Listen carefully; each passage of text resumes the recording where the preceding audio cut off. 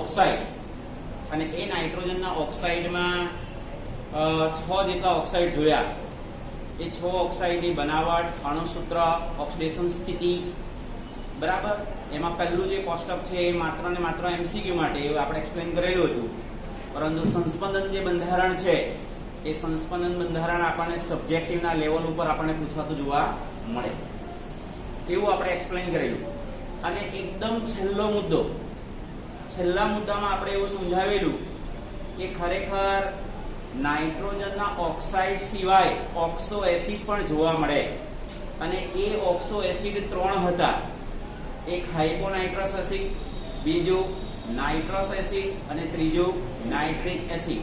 આ 3 આપણે એના અણુસૂત્ર, એની નાઇટ્રોજન પ્રમાણની ઓક્સિડેશન સ્થિતિ અને સાથે બંધારણીય સૂત્ર એ મેન્શન કરેલા હતા. હવે ઉપર જે 2 સમીકરણ લખેલા છે એ 2 સમીકરણ એક્ચ્યુઅલી ખરેખર આપણને બુકમાં નથી આપેલા, પરંતુ લોજિકલી એમસીક્યુ આપણને એવો પૂછી શકાય કે નાઇટ્રોજનના ઓક્સાઇડ અને ઓક્સો એસિડ વચ્ચેનો સંબંધ દર્શાવતું સમીકરણ કયું છે? નાઇટ્રોજનનો ઓક્સાઇડ કયો? N2O3, બરાબર છે. અને ઓક્સો એસિડ કયો? HNO. એવી જ રીતે N2O5 ઓક્સાઇડ છે અને આ છે તમારું HNO3 એ નાઇટ્રોજન જે પરમાણુ છે એનો ઓક્સો એસિડ આપણને પ્રાપ્ત થતો જોવા મળે. તો અહીંયા સમીકરણ શું બતાવેલું છે? સમીકરણ છે N2O3 નું જળ વિભાજન કરીએ છીએ. N2O3 નું જળ વિભાજન કરીએ ત્યારે આપણને નાઇટ્રસ એસિડ મળે છે. અહીંયા આ જળ વિભાજન કરીએ છીએ એનો મતલબ HNO2 માંથી જો પાણીનો અણુ દૂર કરીએ, HNO2 માંથી, એટલે આમ રિવર્સિબલ રિએક્શન આવી રીતે વિચારવાનું, બરાબર. HNO2 માંથી જો પાણીના અણુને દૂર કરીએ તો N2O3 આપણે પ્રાપ્ત થતું જોવા મળે. એવો અર્થ થાય. કારણ કે પ્લસ H2O છે તેને માઇનસ H2O કહેવાય. આનો મતલબ શું થાય? આનો મતલબ એમ થાય કે N2O3 એ HNO2 નો એનહાઇડ્રાઇડ છે. ધ્યાનમાં રાખો, N2O3 એ HNO2 નો એનહાઇડ્રાઇડ છે. કેમ? પ્લસ H2O તમે આ બાજુ લઈ જાઓ. સમજાય? એટલે એમસીક્યુ માં આપણને શું પૂછી શકાય? 2 ટાઈપના એમસીક્યુ પૂછાય. નંબર 1, નાઇટ્રોજનના ઓક્સાઇડ, નાઇટ્રોજનના ઓક્સાઇડ અને ઓક્સો એસિડ વચ્ચેનો સંબંધ દર્શાવતું સમીકરણ કયું છે? તો આ પણ આવે અને આ પણ આવે, રાઈટ. પછી બીજો મુદ્દો કયો? બીજા મુદ્દામાં એમસીક્યુ માં આપણને એવું પૂછાય કે ભાઈ N2O3 ને HNO2 નો એનહાઇડ્રાઇડ કહેવાય. N2O3 ને HNO2 નો એનહાઇડ્રાઇડ કહેવાય. એવી જ રીતે N2O5 ને HNO3 નો એનહાઇડ્રાઇડ કહેવાય. ધ્યાનમાં રાખો, એનહાઇડ્રાઇડ નો મતલબ પાણીનો અણુ અહીંયાથી દૂર થાય છે. સમજાય છે? બરાબર છે. તો આ સમીકરણ આપણને બુકમાં આપેલા નથી. હમણાંના ટોપિકમાં તો નથી જ આપેલા. આગળ જતા જો ધારો કે આગળ પોઈન્ટ આવે તો આપણે એને એક્સપ્લેન કરીશું, પણ હમણાં તો આપણને આ મુદ્દાઓ આપેલા નથી. તો અહીંયાથી એમસીક્યુ નો મુદ્દો બનશે. હવે મોસ્ટ ઇમ્પોર્ટન્ટ ટોપિક, અને એ મોસ્ટ ઇમ્પોર્ટન્ટ ટોપિકની અંદર નાઇટ્રિક એસિડની બનાવટ, ગુણધર્મો અને ઉપયોગોને આપણે સમજવાના છે. બરાબર. હવે આ નાઇટ્રિક એસિડની જે બનાવટ છે એ નાઇટ્રિક એસિડની બનાવટને પણ આપણે 2 ભાગમાં વહેંચેલી છે. 2 ભાગમાં એટલે નંબર 1, પ્રયોગશાળામાં નાઇટ્રિક એસિડ કેવી રીતે બનાવાય, અને નંબર 2, ઉદ્યોગોની અંદર નાઇટ્રિક એસિડ કેવી રીતે બનાવાય.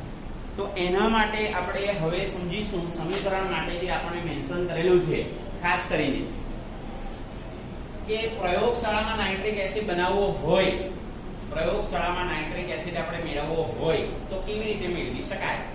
તો એના માટે આપણને ખાસ કરીને સોડિયમ નાઇટ્રેટ જોજો, હા બરાબર ધ્યાનમાં રાખજો. સોડિયમ નાઇટ્રેટ આવો શબ્દનું પ્રયોજન કરીએ છીએ આપણે. સોડિયમ નાઇટ્રેટ અથવા પોટેશિયમ નાઇટ્રેટ અથવા પોટેશિયમ નાઇટ્રેટ. પોટેશિયમ નાઇટ્રેટ લેવું હોય તો KNO, બરાબર. એની સાંદ્ર H2SO4 સાથે પ્રક્રિયા કરવામાં આવે, સાંદ્ર H2SO4 સાથે પ્રક્રિયા કરવામાં આવે તો આપણને અહીંયાથી સમજો આ H+ HSO4- જો સમીકરણને યાદ રાખવાની બી ટ્રીક હોય, સમીકરણ કેવી રીતે બનશે, બરાબર છે. અહીંયા બી તમે જુઓ Na+NO3- તો અહીંયાથી આપણને એટલીસ્ટ ખબર પડે જો શું બનશે, Na+HSO4- એટલે NaHSO4 જેને સોડિયમ હાઇડ્રોજન સલ્ફેટ કહેવાય છે, સોડિયમ હાઇડ્રોજન સલ્ફેટ. બાકી શું રહી જાય છે, નાઇટ્રિક એસિડ HNO3, બરાબર છે. કારણ કે સલ્ફ્યુરિક એસિડ ને તમારે વિભાજન કરવું હોય તો બે રીતે કરી શકાય, સમજો. સલ્ફ્યુરિક એસિડ ને વિભાજન કરવું હોય તો તમે બે રીતે કરી શકો. કેવી રીતે, આ એક છે, બીજું અહીંયા હું મેન્શન કરું જો OH- SO3H+, આવી રીતે પણ કરી શકો. પણ આવું જ્યારે આપણે કરીએ, ક્યાં કરવામાં આવે આવું, તો એ કરવામાં આવે સલ્ફોનેશનની પ્રક્રિયા ઓર્ગેનિક કેમિસ્ટ્રીની અંદર, જેમાં sulphonium ion SO3H+, benzene sulphonic acid બનતો તો બેન્ઝીનનું સલ્ફોનેશન કરવામાં આવે છે ત્યારે, બરાબર છે.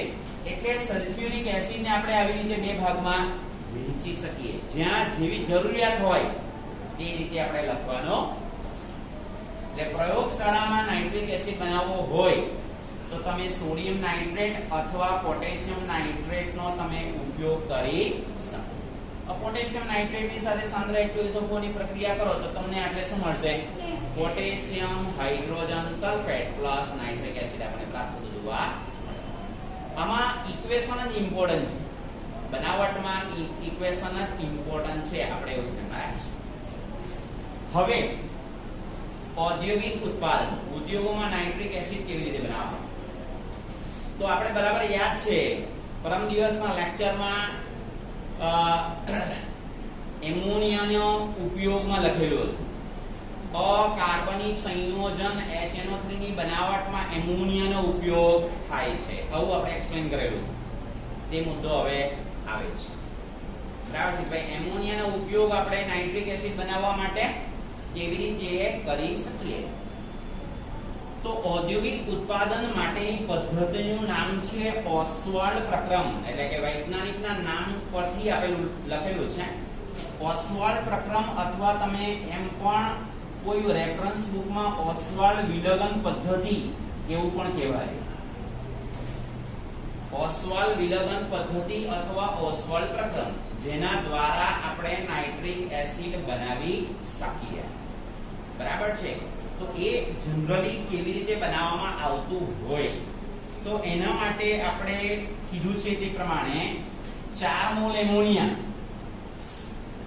4 મોલ એમોનિયાની 5 મોલ ઓક્સિજન સાથે, એટલે કે હવાની હાજરીમાં જે ઓક્સિજન છે તેની હાજરીમાં પ્રક્રિયા કરવામાં આવે. કહેવાનો મતલબ એમોનિયાનું ઓક્સિડેશન, એમોનિયાનું ઓક્સિડેશન.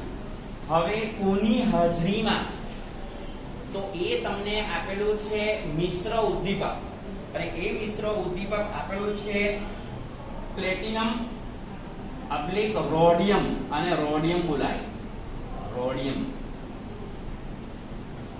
બરાબર છે. પ્લેટિનમ / રોડિયમ ગોઝ, ગોઝનો મતલબ આની જાડી, આપણે વાયર ગોઝ એમ કહીએ લેબોરેટરીમાં. વાયર ગોઝ એટલે તારની જાડી, પેલું બર્નર હોય એના ઉપર આપણે પેલું લોખંડનું સ્ટેન્ડ ગોઠવીએ, એના ઉપર તારની જાડી મૂકીએ, અને પછી કંઈક આપણે ગરમ કરવું હોય, કોનિકલ ફ્લાસ્કમાં મિશ્રણ લઈને આપણે ગરમ કરવું હોય તો વાયર ગોઝ આપણે પહેલા કમ્પલસરી મૂકવો પડે. તો એવી રીતે અહીંયા છે પ્લેટિનમ / રોડિયમ, એટલે કાં તો પ્લેટિનમની જાડી અથવા રોડિયમની જાડી, બરાબર, કાં તો બંનેનું મિશ્રણ, બંનેનું મિશ્રણ એ ઉદ્દીપક તરીકેની કામગીરી કરે, ઉદ્દીપક તરીકે, એટલે એક્ચ્યુઅલી ખરેખર આમ હોવું જોઈએ. ઉદ્દીપક લખીએ એના કરતા બેટર આપણે એમ સ્ક્વેર બ્રેકેટમાં લખીએ તો વધારે યોગ્ય રહેશે. તો એનું ટેમ્પરેચર 500 કેલ્વિન છે, આ ધ્યાનમાં રાખીશું.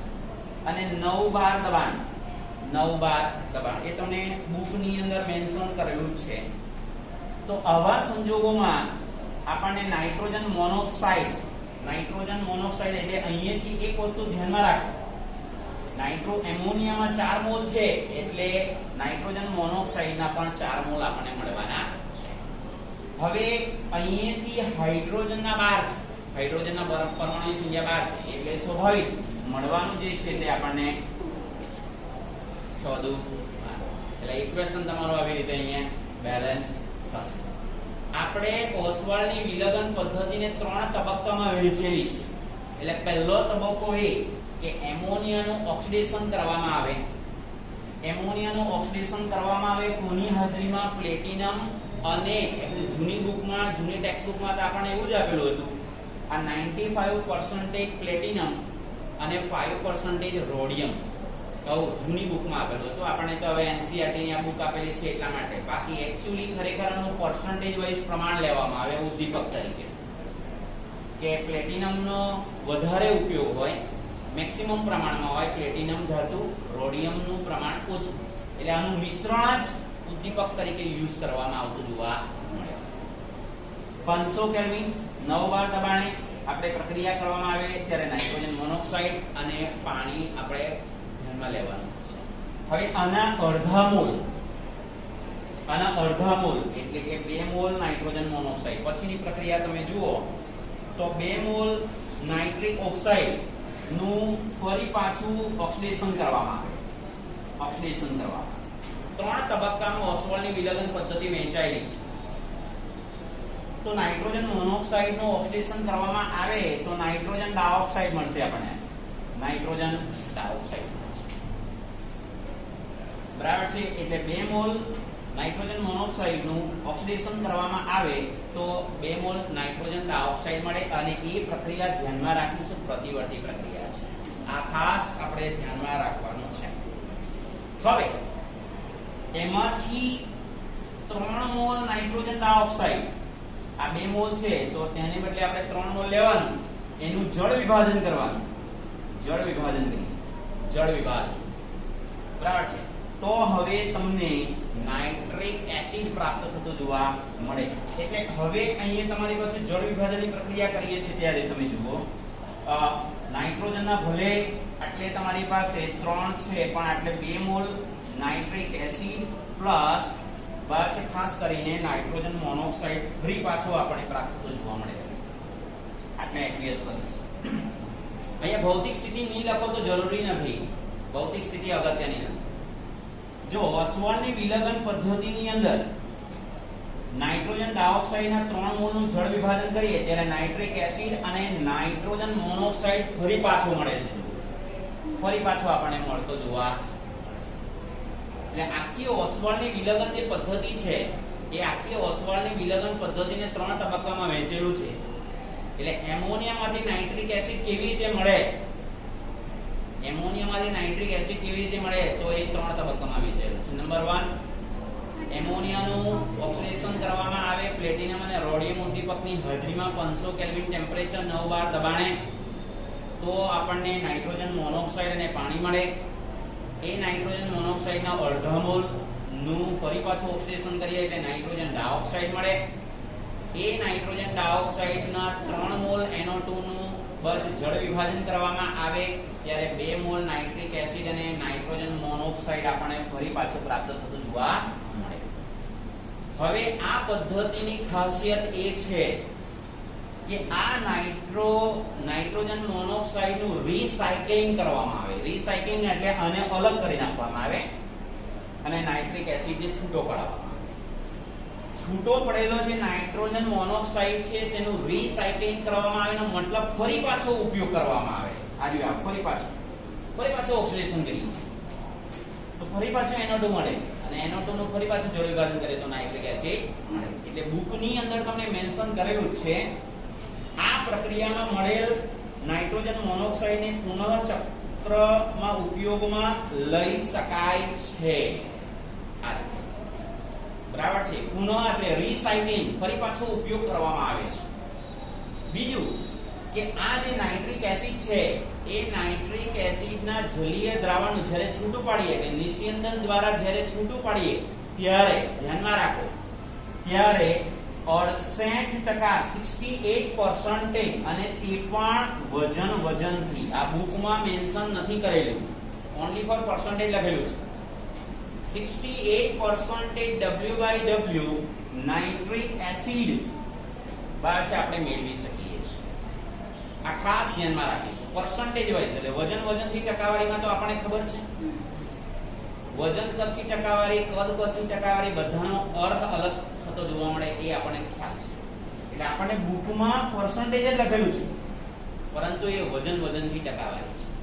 એટલે આનો મતલબ એવો થઈ ગયો કે દાખલા તરીકે ભાઈ 100 ગ્રામ પાણી હોય તો એમાં 68 ગ્રામ HNO3 હોય ને બાકીનું 32 ગ્રામ પાણી છે. બાકીનું 32 ગ્રામ ખાસ કરીને 68% છે એટલે 68 ગ્રામ HNO3 થવાનું અને બાકીનું 32 ગ્રામ પાણી છે. તો એ વધારે જે પાણી છે એ પાણીનું શોષણ કરી લેવું હોય એટલે હજુ વધારે પ્યોર ફોર્મમાં લાવવું હોય નાઇટ્રિક એસિડને તો આની અંદર સાંદ્ર H2SO4 ફરી પાછું નાખવામાં આવે. સાંદ્ર H2SO4 નો ઉપયોગ શું છે? પાણીને શોષી લેવાનો ગુણધર્મ છે. એ આપણે 16મા ચેપ્ટરમાં શીખવાના છે. 16મા સમૂહ બરાબર કે જેમાં ઓક્સિજન સલ્ફરનું કમ્પાઉન્ડ છે સલ્ફ્યુરિક એસિડ. તો ત્યાં આપણે શીખીશું કે સાંદ્ર H2SO4 નું કામ શું છે? પાણીના અણુને શોષી લેવાનું છે એટલે નિર્જલીકરણની પ્રક્રિયા કરે. નિર્જલીકરણની પ્રક્રિયા. તો આપણે આ 68% વજનથી HNO3 જે નિસ્યંદન દ્વારા મળે એમાં સાંદ્ર H2SO4 જો પસાર કરીએ તો લગભગ પાણીનું શોષણ થાય અને 98% વજનથી ટકાવારી વાળો નાઇટ્રિક એસિડ આપણે મેળવી શકીએ. એટલે સાંદ્રતા વધી જાય. આના કરતા આની સાંદ્રતા વધી જતી જોવા મળે. આના કરતા કોના કરતા 68% નાઇટ્રિક એસિડ છે એના કરતા આની સાંદ્રતા વધી જાય. કેમ? પાણીનું પ્રમાણ વધી જાય એટલા માટે. સમજાય છે? એટલે એક્ચ્યુઅલી ખરેખર માત્ર આપણને 2 માર્ક્સમાં પૂછે, 2 રીતે પ્રશ્ન પૂછી શકે સબ્જેક્ટિવ ના. આખો સવાલ કોઈ સંજોગોમાં આ ટોપિકમાંથી નહીં પૂછે. આખો સવાલ એટલે નાઇટ્રિક એસિડની બનાવટ, ગુણધર્મ અને ઉપયોગો લખો. આવો સવાલ કોઈ સંજોગોમાં આ ટોપિકમાંથી નહીં પૂછે. 2 માર્ક્સનો સવાલ અહીંયાથી 2 રીતે બનશે. નાઇટ્રિક એસિડની બનાવટ માટે ઓસ્વાલ્ડની વિલગન પદ્ધતિ સમજાવો. 2 માર્ક્સ. તો એની અંદર શરૂઆતમાં તમે આ 2 સમીકરણ લખી દો તો ચાલે. આ ત્રીજું સમીકરણ પહેલા 3 સમીકરણ લખી દેવાના. પછી વાક્ય રચનામાં શું લખીશું? પ્રક્રિયાને અંતે મળતો નાઇટ્રોજન મોનોક્સાઇડ નું રીસાયકલિંગ કરવામાં આવે છે. પુનઃચક્રણ કરવામાં આવે છે. વાક્ય રચના લખવી તો પડશે જ આપણે.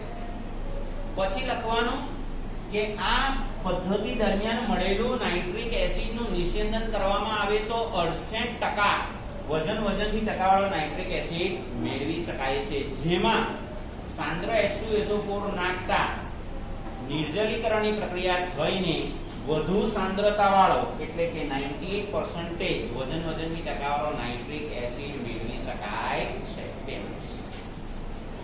બરાબર? એટલે વાક્ય રચના છેલ્લા 2 થી 3 મુદ્દા જ વાક્ય રચનામાં લખવાના છે. બાકી શરૂઆતનો પાર્ટમાં ઓન્લી ફોર ઇક્વેશન જ આપણે કન્સિડર કરવાનું છે. ક્લિયર થાય છે? સમજાય છે? આ જનરલી આપણને બહુ નથી પૂછતા પ્રયોગશાળામાં. બરાબર છે? એ બહુ કારણ કે એક જ ઇક્વેશન છે. બરાબર છે? હા, MCQ માં પૂછે તો એ વાત જુદી છે કે ભાઈ પ્રયોગશાળામાં નાઇટ્રિક એસિડ મેળવવા કેવી રીતે મેળવી શકાય એના માટેનું નીચેનામાંથી કયું સમીકરણ સાચું છે? તો આપણે સોડિયમ નાઇટ્રેટ અથવા પોટેશિયમ નાઇટ્રેટ એની સાંદ્ર H2SO4 સાથે પ્રક્રિયા કરીએ તો આપણને અહીંયા મળશે. પોટેશિયમ નાઇટ્રેટ લઈએ તો પોટેશિયમ હાઇડ્રોજન સલ્ફેટ આપણને પ્રાપ્ત થવા. ક્લિયર થાય છે? બરાબર. તો હવે આપણે એના ગુણધર્મો તરફ આપણે જોઈએ. એ ગુણધર્મોની અંદર પણ આપણે બે પ્રકારના ગુણધર્મો સમજવાના છે, ભૌતિક અને રાસાયણિક.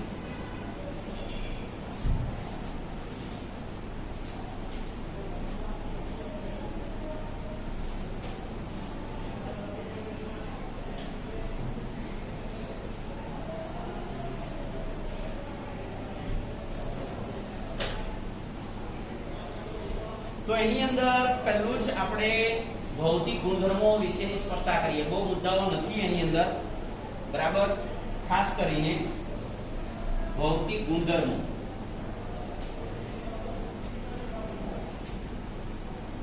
ભૌતિક ગુણધર્મોની અંદર પહેલો જ મુદ્દો એ લખીશું કે ખરેખર નાઇટ્રિક એસિડ એ રંગવિહીન પ્રવાહી છે. હવે એનું ઉત્કલન બિંદુ અને ઠાર બિંદુ બી આપેલું છે બ્રેકેટમાં, પણ એ યાદ રાખવાની જરૂરિયાત નથી. એ બ્રેકેટમાં જે વેલ્યુ આપેલી છે આપણે ઉત્કલન બિંદુ અને ઠાર બિંદુ, એ વેલ્યુ આપણે યાદ રાખવાની નથી. બીજું, પ્રયોગશાળામાં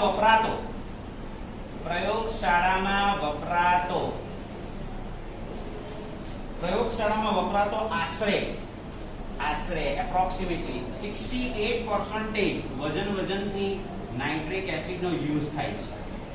જે આપણે લેબોરેટરીની અંદર રેક ઉપર જે બોટલ રાખેલી હોય, બરાબર છે, તેમાં 3 એસિડ હોય, HCl, H2SO4 અને નાઇટ્રિક એસિડ. તો એ નાઇટ્રિક એસિડ 68% જેટલો હોય છે, આપણે એવું ધ્યાનમાં રાખીશું. બીજું, વિશિષ્ટ ઘનતા. એની જે વિશિષ્ટ ઘનતા છે એ 1.504 હોય છે. ભૌતિક ગુણધર્મોની અંદર આપણે આ મુદ્દો ધ્યાનમાં રાખીશું. બીજું, વાયુ અવસ્થામાં સમતલીય બંધારણ ધરાવે છે.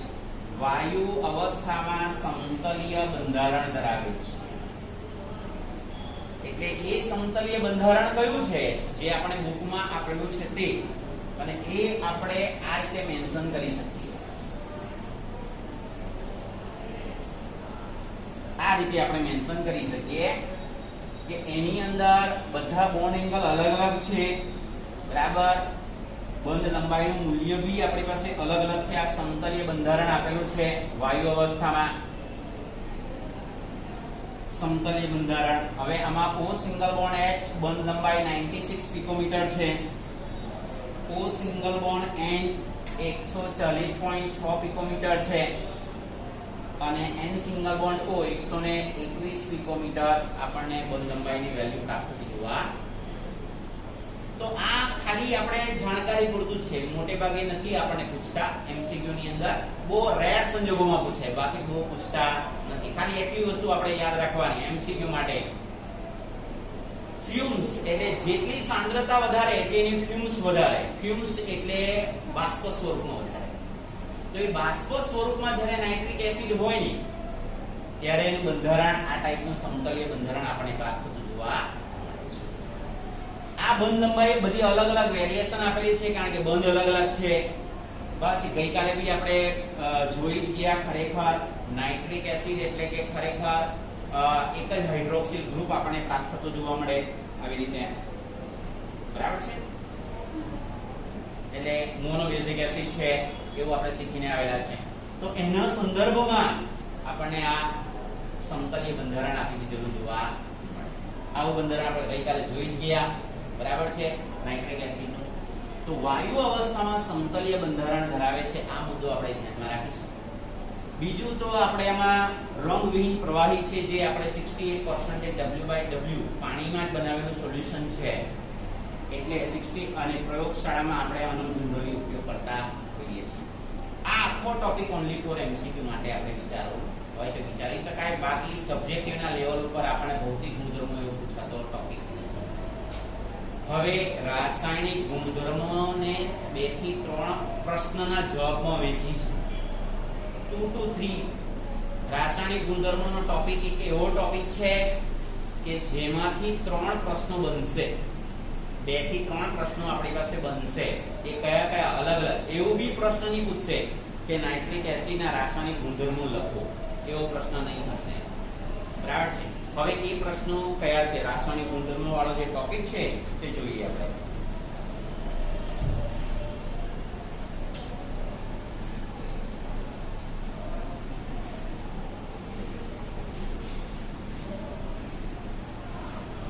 રાસાયણિક ગુણધર્મો. તો રાસાયણિક ગુણધર્મોની અંદર પહેલો જ મુદ્દો છે જલીય દ્રાવણમાં એટલે કે નાઇટ્રિક એસિડને પાણીમાં જ્યારે ડિસોલ્વ કરીએ છીએ ત્યારે તે H3O+ અને NO3- આયન આપે છે જેથી પ્રબળ એસિડ તરીકે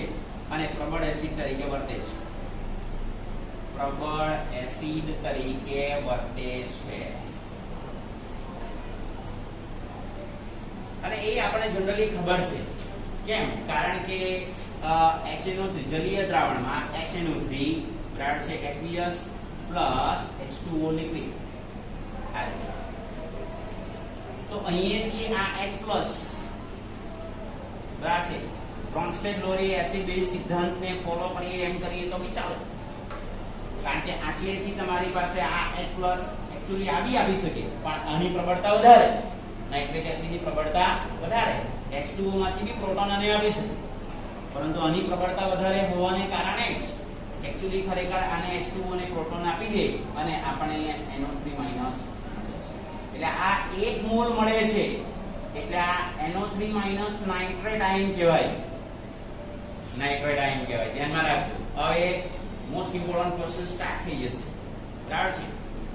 તો આ પહેલો જે મુદ્દો છે નાઇટ્રિક એસિડ પ્રબળ એસિડ તરીકે વર્તે છે એના માટેનું સમીકરણ કયું? MCQ માટેનો ટોપિક. તો આ સિમ્પલ સીધું સિમ્પલ મોનોબેઝિક પ્રબળ એસિડ છે. નાઇટ્રિક એસિડ મોનોબેઝિક પ્રબળ એસિડ છે. હવે માની લો કે તમને એમ કહેવામાં આવે 0.02 મોલર HNO3 રાઈટ. પેલું pH વાળું શીખીને આવ્યા આપણે સંતુલનમાં. બરાબર? તો આપણે હવે દાખલા તરીકે ભાઈ આની pH શોધવાની છે તો આપણે સીધું શું લેતા હતા ખબર? આપણે એવું લખતા હતા કે ભાઈ HNO3 પ્રબળ એસિડ છે માટે H+ બરાબર 0.02 આવું લઈ લેતા. પરંતુ આને બદલે દાખલા તરીકે તમને સલ્ફ્યુરિક એસિડ આપેલું હોત તો આપણે શું કરતે ખબર? સલ્ફ્યુરિક એસિડ એ ડાયબેઝિક એસિડ છે તો આપણે અહીંયા મલ્ટીપ્લાય 2 કરતા હતા H+ ને મલ્ટીપ્લાય 2 પછી આપણે pH શોધતા હતા.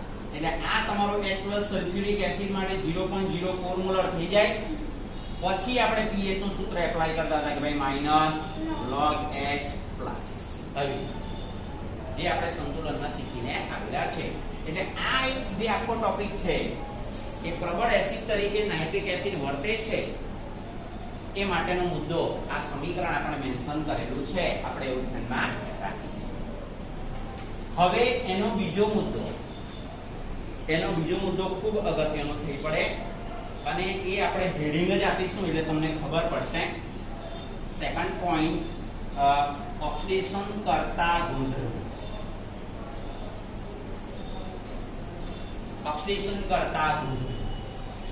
આ ટોપિક એટલે સબ્જેક્ટિવ ના લેવલ ઉપર આપણને પ્રશ્ન પૂછાય સાંદ્ર HNO3 પ્રબળ ઓક્સિડેશન કરતા તરીકે વર્તે છે સમજાવો. આ ટાઈપનો સવાલ. સાંદ્ર HNO3 પ્રબળ ઓક્સિડેશન કરતા તરીકે વર્તે છે. ક્વેશ્ચન સાંદ્ર HNO3 પ્રબળ ઓક્સિડેશન કરતા તરીકે વર્તે છે સમજાવો. જનરલી આપણને આ ક્વેશ્ચન 3 માર્ક્સમાં પૂછાય છે. 3 માર્ક્સમાં ક્વેશ્ચન મોસ્ટ ઇમ્પોર્ટન્ટ. આખા 15મા સમૂહની અંદર સમૂહમાં મોસ્ટ ઇમ્પોર્ટન્ટ જો ક્વેશ્ચન હોય તો આ ક્વેશ્ચન છે. એનું રીઝન છે કે આમાં ઘણા બધા સમીકરણ આવે છે એટલા માટે. તો એની અંદર પહેલો મુદ્દો તમને આપેલો છે જુઓ સાંદ્ર HNO3 પ્રબળ ઓક્સિડેશન કરતા તરીકે વર્તે છે. પ્રબળ ઓક્સિડેશન કરતા તરીકે વર્તે છે. પહેલો જ પોઈન્ટ આપેલો છે. સેકન્ડ પોઈન્ટમાં તે ગોલ્ડ અને પ્લેટિનમ જેવી ઉમદા ધાતુઓ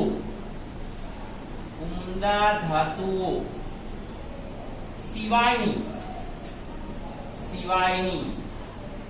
મોટા ભાગની ધાતુઓ સાથે પ્રક્રિયા કરે છે અથવા ધાતુઓ પર હુમલો કરે છે, ધાતુઓ સાથે પ્રક્રિયા કરે છે. આ વાક્ય રચનાનો મતલબ શું થાય? આ વાક્ય રચનાનો મતલબ એવો થાય કે સાંદ્ર HNO3 ગોલ્ડ અને પ્લેટિનમ સાથે રિએક્શન આપતું નથી. ગોલ્ડ અને પ્લેટિનમ જેવી જે ધાતુ છે, આ ધાતુ તમારો પેલામાં આવશે ડી બ્લોકમાં, ડી વિભાગના તત્વોની અંદર આવશે. સિલ્વર, ગોલ્ડ, પ્લેટિનમ, બરાબર, આવી બધી જે ધાતુઓ છે એ ડી વિભાગના તત્વોમાં આવશે. તો એમાંની આ બે ધાતુઓ સાથે સાંદ્ર HNO3 પ્રક્રિયા કરતું નથી. આટલો મુદ્દો છે. તો કે પછી કઈ કઈ ધાતુઓ સાથે પ્રક્રિયા આપશે? ઝિંક છે, કોપર છે, અધાતુ તરીકે ફોસ્ફરસ છે, સલ્ફર છે, કાર્બન છે, આવી બધી અધાતુ અને ધાતુની સાથે પ્રક્રિયા આપતું જોવા મળે, જે સમજવાનું છે. પછીની વાક્ય રચના ખૂબ અગત્યની છે. તેની ઓક્સિડેશન પ્રક્રિયાની નિપજનો આધાર, આ વાક્ય રચના ખૂબ અગત્યની છે. નાઇટ્રિક એસિડની સાંદ્રતા પર, તાપમાન પર અને ઓક્સિડેશન પામનાર પદાર્થના સ્વભાવ પર રહેલો છે. જોજો, આ વાક્ય રચના બહુ અગત્યની છે. નાઇટ્રિક એસિડની ઓક્સિડેશન પ્રક્રિયાની નિપજનો આધાર, જોજો આ વાક્ય રચના, નિપજ મળશે. નાઇટ્રિક એસિડની સાંદ્રતા જુદી જુદી હશે. નાઇટ્રિક એસિડની સાંદ્રતા જુદી જુદી એટલે સાંદ્ર નાઇટ્રિક એસિડ તો એની પ્રબળતા સૌથી વધારે. પછી મંદ HNO3 એટલે કે 50% સાંદ્ર HNO3 100% સાંદ્ર HNO3 માં 50% જેટલું આપણે પાણી એડ કરી દઈએ તો એની સાંદ્રતા ઘટી ગઈ, બરાબર. પછી સાંદ્ર HNO3 ની અંદર આપણે 10 થી 20% જેટલું જ પાણી નાખીએ આપણે, બરાબર છે, તો એની સાંદ્રતા પાછી અલગ થઈ ગઈ. એટલે સાંદ્ર HNO3 ની પ્રબળતા સૌથી વધારે.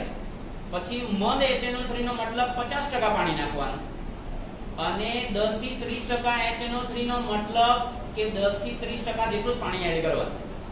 તો બધાની સાંદ્રતા અલગ અલગ થઈ ગઈ. એ સાંદ્રતા અલગ અલગ હશે તો આપણને અહીંયા નાઇટ્રોજનનો ઓક્સાઇડ અલગ અલગ મળશે. નાઇટ્રોજનનો ઓક્સાઇડ અલગ અલગ મળશે. N2O મળશે, NO2 મળશે, બરાબર છે. અને એ રિએક્શન ઉપર ડિપેન્ડેબલ છે. તાપમાન વિશે બી આપણે એ સ્પષ્ટતા કરીશું, બરાબર છે ને. ઓક્સિડેશન પામનાર પદાર્થના સ્વભાવ ઉપર, એટલે મેં તમને કીધું છે કે ભાઈ નાઇટ્રોજનના ઓક્સાઇડ અલગ અલગ મળશે. આપણને N2O મળશે, NO મળશે, N2O આપણને પ્રાપ્ત થશે, NO2 અને NO આ રીતે મળશે. તો પહેલું આપણે સમીકરણ સમજીએ. જો કોપર ધાતુ સાથે નાઇટ્રિક એસિડની પ્રક્રિયા જોજો. હવે આપણે આ જરાક નોટિફાઈ કરવું પડશે. બુકની અંદર આવું જ લખેલું છે નાઇટ્રિક એસિડ, આ સમીકરણ પહેલું, પણ એક્ચ્યુઅલી ખરેખર આની અંદર આપણે 10 થી 30% લખવું પડે. એનું રીઝન બી તમને હું કહીશ.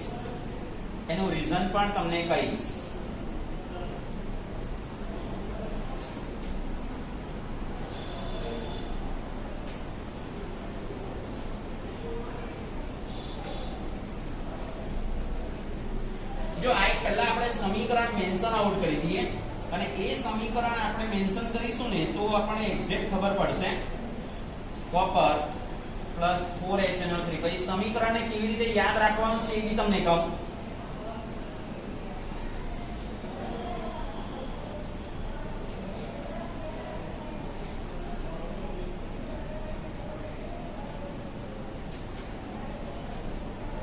જો હવે અહીંયા તમારી પાસે સમીકરણ, આ બંને સમીકરણ અગત્યના છે. જો નંબર 1, કોપર ધાતુની નાઇટ્રિક એસિડ સાથે પ્રક્રિયા કરીએ છીએ તો 10 થી 30% HNO3, એનો મતલબ 10 થી 30% મધ, એનો મતલબ સાંદ્ર HNO3 100% હોય તો એમાંથી 10 થી 30% જેટલું આપણે પાણી એડ કરી દઈએ એટલે સાંદ્રતા ઘટીને 70% થઈ જાય.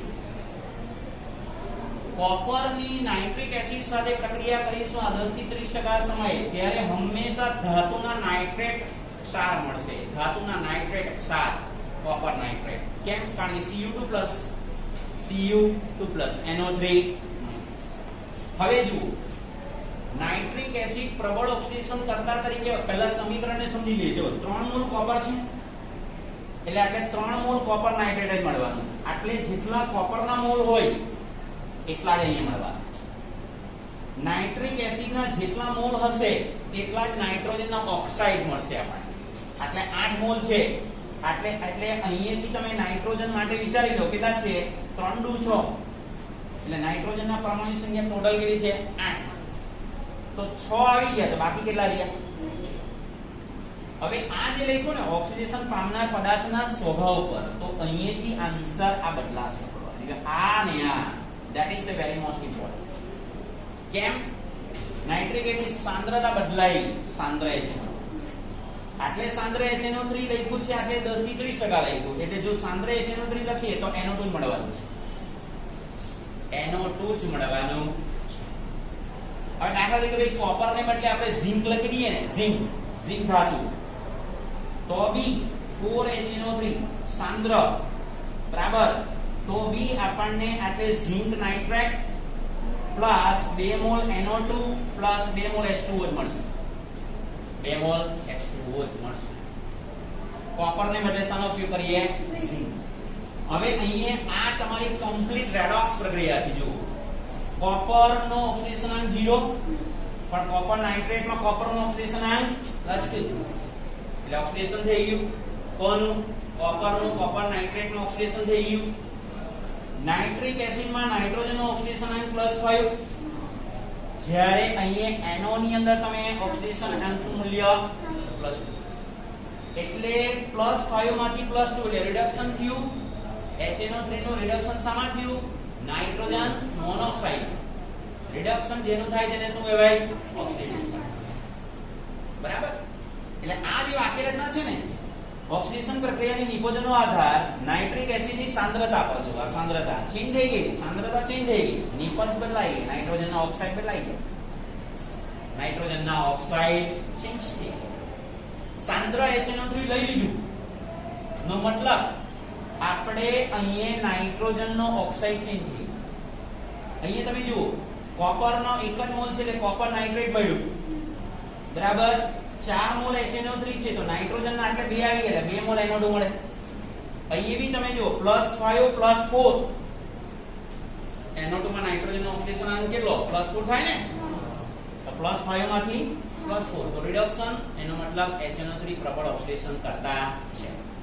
આ પ્રશ્નનો જવાબ અહીંયા કમ્પ્લીટ નથી થતો. હજુ ઘણા સમીકરણ આપણે સમજવાના છે.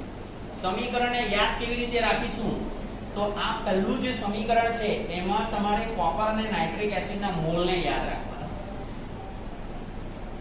38 કેવી રીતે યાદ? 38 તો આટલે 38 લખીશું એટલે સ્વાભાવિક 3 મોલ કોપર નાઇટ્રેટ મળવાના. પછી નાઇટ્રોજનના પરમાણુ જોડી લેવાના. નાઇટ્રોજનના પરમાણુ કેટલા થયા 6 ટોટલ કેટલા છે 8 તો બાકી કેટલા રહ્યા 2 એટલે 2 મોલ નાઇટ્રોજન મોનોક્સાઇડ. તમારે અગત્યની વસ્તુ આ છે 10 થી 30% હોય ત્યારે નાઇટ્રોજન મોનોક્સાઇડ જ મળવાનો છે. બરાબર? તમને એક્ઝામમાં આવી રીતે પણ કન્ફ્યુઝ કરવામાં આવે MCQ ની અંદર પ્રક્રિયા પૂર્ણ કરો એટલે કોપરને બદલે ઝિંક આપી દેવાનું ને આટલે નીચેની પ્રક્રિયા પૂર્ણ કરો એવો પ્રશ્ન આપવામાં આવે તો પહેલું તમને આટલું જ આપવામાં આવે આ નહીં આપવામાં આવે તો આપણને આવડ્યું. બાકીનો હાઇડ્રોજનનું તો તમે જુઓ હાઇડ્રોજનના 8 છે ને તો હાઇડ્રોજનના 8 માં તમારી પાસે અહીંયા તમે જુઓ અહીંયા આટલે કઈ નહીં મળે હાઇડ્રોજન તો 4 2 8 એવી રીતે યાદ આવે. કોપર માટે જો કોપરના 4 મોલ HNO3 સાથે પ્રક્રિયા કોપરનો 1 જ મોલ છે એટલે કોપર નાઇટ્રેટ 1 જ. સૌથી અગત્યની વસ્તુ સાંદ્ર HNO3 લઈએ એટલે નિપજના સ્વરૂપમાં નાઇટ્રોજન ડાયોક્સાઇડ જ મળવાનો છે. નાઇટ્રોજન ડાયોક્સાઇડ જ મળવાનો છે. તો નાઇટ્રોજનના કેટલા 2 આવી ગયા તો એટલે નાઇટ્રોજનના પરમાણુ સંખ્યા કેટલી 4 તો આટલે 2 મોલ NO2 આ ધ્યાનમાં રાખજો. તો પછી હાઇડ્રોજનના બાકી કેટલા રહ્યા? હાઇડ્રોજનના 4 છે એટલે 2 મોલ H2O મળવા. કોપર ને બદલે તમે ઝિંક લેવો અને સાંદ્ર HNO3 સાથે તમે પ્રક્રિયા કરો તો ઝિંક નાઇટ્રેટ, જો આનો એક જ મોલ છે, ઝિંક નું ઓક્સિડેશન થઈ ગયું ઝિંક નાઇટ્રેટમાં, ઝિંક નું ઓક્સિડેશન થઈ ગયું ઝિંક નાઇટ્રેટમાં, બરાબર છે. તો અને આ તો +5 છે, સેમ જ રિએક્શન મળે છે, આ +4, આને આ રિએક્શન તો સેમ જ છે, બરાબર છે. હજુ એક રિએક્શન સમજવાની છે કે જેમાં HNO3 મંદ HNO3 કન્સિડર કરવામાં આવે ત્યારે નાઇટ્રોજનનો ઓક્સાઇડ N2O મળશે તમને, N2. એટલે હજુ આપણો પ્રશ્નનો જવાબ તો અધૂરો જ છે, કમ્પ્લીટ થયો. આથી PDF ફાઇલ આખી છે, બધું દર્શાવી દીધેલું છે. PDF ફાઇલ ની અંદર આપણે મેન્શન બધું જ કરેલું છે, પણ હજુ બાકીનું છે તે આપણે આવતીકાલે એક્સપ્લેન કરીશું, બરાબર.